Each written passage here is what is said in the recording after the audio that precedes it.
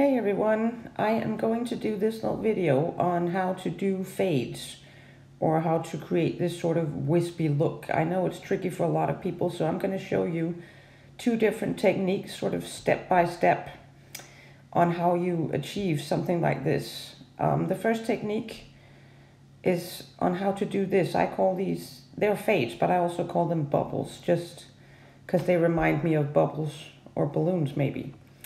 So first technique on how to do this, and I'm going to show you a second technique that is a little bit different. Maybe you would call this a little more wispy. It's going to end up a little something like this. This is from one of my last videos. At the end of this video, I'm going to combine these two techniques. And I'm going to add a little brass and show you how you can create something that looks a little bit like this. So let's get started on the first technique. So I'm going to talk you through this step by step. What you're going to do is put down just one little drop of ink. And if you're new to this, I suggest that you dry this. Just dry it real quickly, because it will make it easier for you to control. I'm going to try and see if I can get the light sort of right on this one so that you can see the isopropyl, because it's sort of key on how to do this. So you're going to put down a tiny little bit of isopropyl next to the ink. Where's the light? There it is. You're going to take your finger and you're just going to rub it into the ink and mix it up just a little bit. I'm going to make this sort of a little round. There you go. Then just wipe your glove off. Now you're going to take your isopropyl and you're going to put it sort of halfway around the ink. You're going to then pick up your paper very gently, and you're going to start sort of tilting it so that the isopropyl moves in to the ink, in towards the center. You're then very slowly going to you're going to tilt the paper around, first over to one side, sort of halfway through, back into the middle, and then you're going to move it over to the other side. Now when you start doing this, I think you should just add a tiny bit of isopropyl. You can always add more if you need it, but start out with just a tiny bit, because otherwise it will just run away from you when you sort of start tilting it around. Now you can see I'm sort of going from one side to the other, and I'm only mixing in the ink sort of halfway into the isopropyl. Now if you want it to be a little bigger, you just add a little more like I did here. You tilt it again in towards the middle, and then you start swirling it around from one side to the other. It's a little tricky to see here, but when I put the paper down again on the table, you can very clearly see how much isopropyl there is on the right side of this fade. Well, now it's on the top, but I'm only mixing it in about halfway, maybe 2/3. And you can see here I got like sort of this little line of ink. You just add a tiny bit of isopropyl and tilt it in towards the center again. So you can very easily fix it if it doesn't really turn out the way that you want it to. Now you can sort of tilt this around as many times as you like until it looks the way you want it to. Now there you can see how much isopropyl is on the right hand side. I haven't mixed in the ink all the way around. So what you're going to do now is you're going to get your hairdryer and you're going to point it directly down at the paper. Not towards the ink, but right down on the paper, and you're going to keep it sort of a bit further out. And you're going to actually not move your hairdryer around. You're not going to move it from left to right. Just keep it in the exact same spot.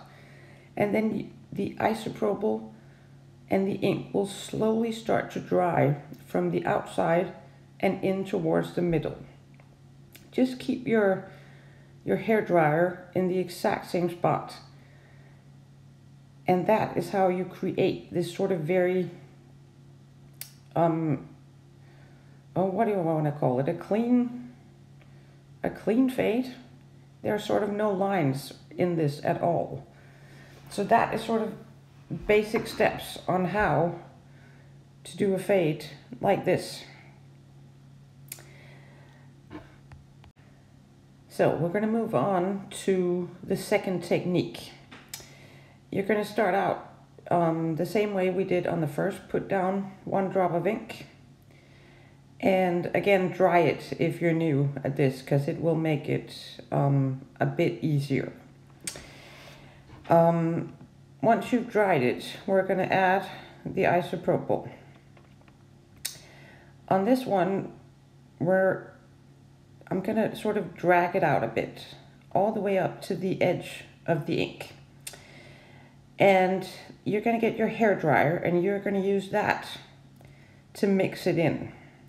Start by pushing your isopropyl sort of gently into the ink, and then the ink into the isopropyl. And you can do this a few times until you have it mixed in as much as you want.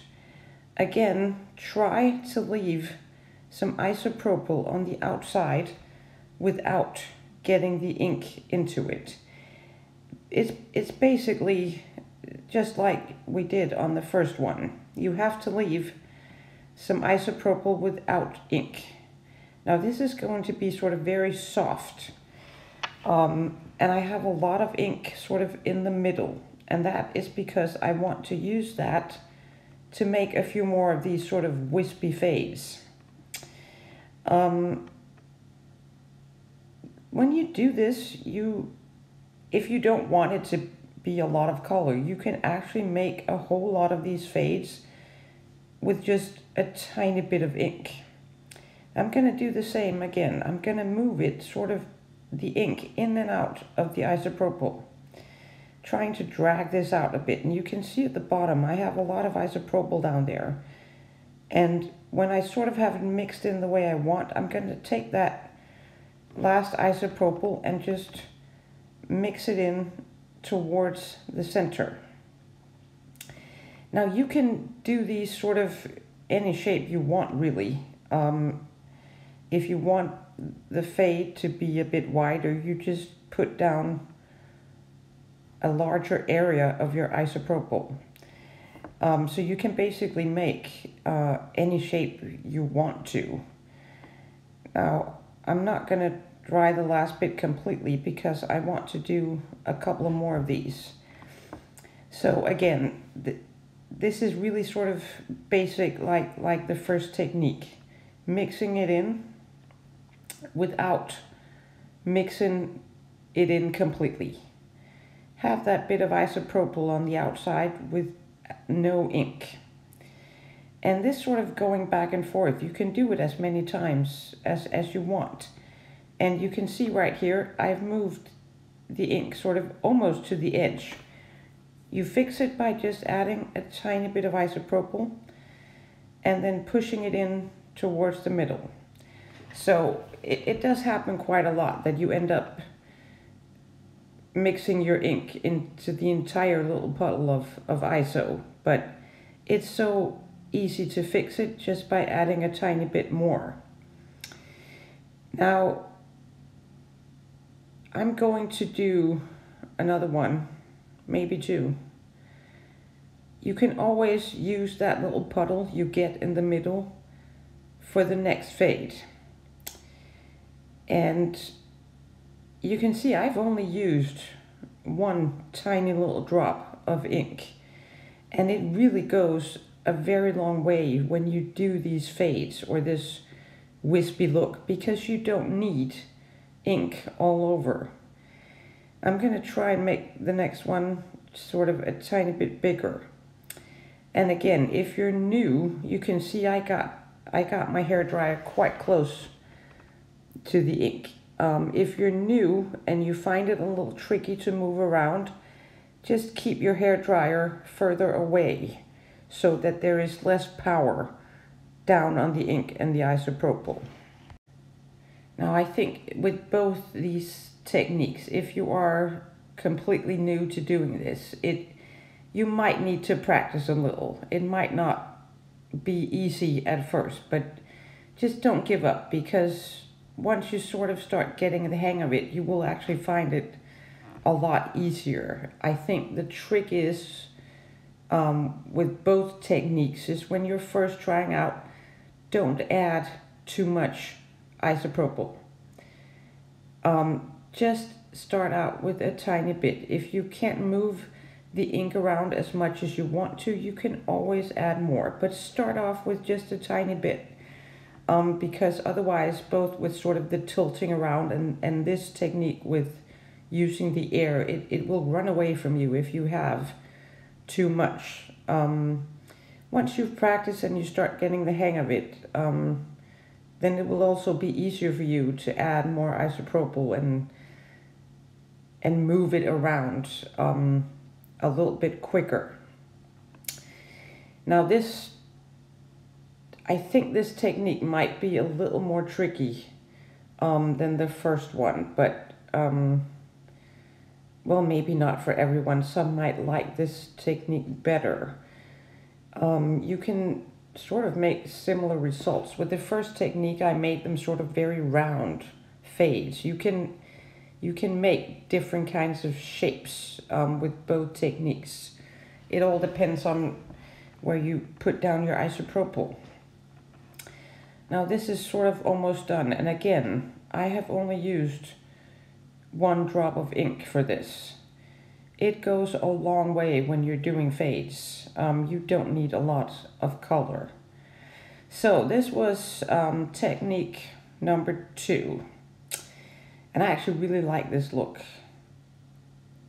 You can create so many beautiful things, also using more colors. I'm just gonna wipe that off. So, technique number 2 with the hairdryer. So many possibilities with this technique. Now I'm just gonna real quick do a little bit of using both techniques together. I'm gonna add a little brass on this one, and I'm not going to dry it first. I just got a lot of brass, removing a little bit. Now again, like the first technique, put your ISO sort of halfway around your ink and start tilting it around. And this technique is also really good when you want to sort of break up the brass or your metallic into little pieces and have it sort of end up on the edge of your fade. Because once you start tilting this around, the metallic will very slowly start to break up into smaller pieces. So this technique is very good for that. Now I'm going to add a little more isopropyl, and then I'm going to move into technique number 2. I've mixed it in a little with the tilting around, and now I'm just going to sort of move it in the direction I want to, really. Again, you can sort of create any kind of shape you want. And again, I'm trying to not, adding a little more ISO there. Try to not mix it in completely, but if you do, fill up the isopropyl with ink, just add some more ISO. Once you've also got some metallics in there, you get a lot more sort of life in it, and it's fun to sort of move the ink around and create little lines within the fade. I find this, both techniques combined and using metallic, it really creates something very, very interesting. I think I'm just gonna do one little more on the other side. So that's sort of it. 2 techniques that I use quite a lot when I want to do these wispy fades. It's tricky at first, I know, but once you sort of get the hang of it, it is so much fun to do, and you can just create so many amazing things. You might also, try out these techniques and then figure out sort of what works best for you, or what technique you think is most fun to do. I like both. And I like this sort of last one of combining the two. I hope that you find this useful, because a lot of you are telling me that fades and this wispy look is very tricky. So I hope that this helps you a little bit. And it might not be easy at first, but just keep practicing, and I promise you, you will get it, and you will figure out the best way for you to do it.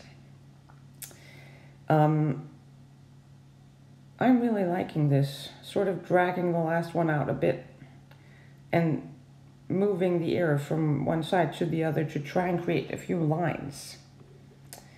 I'm very happy with this. Again, I hope you enjoyed this. You are more than welcome to subscribe to my channel if you want to see more of my videos. So I hope to see you again soon, and have fun trying these new techniques.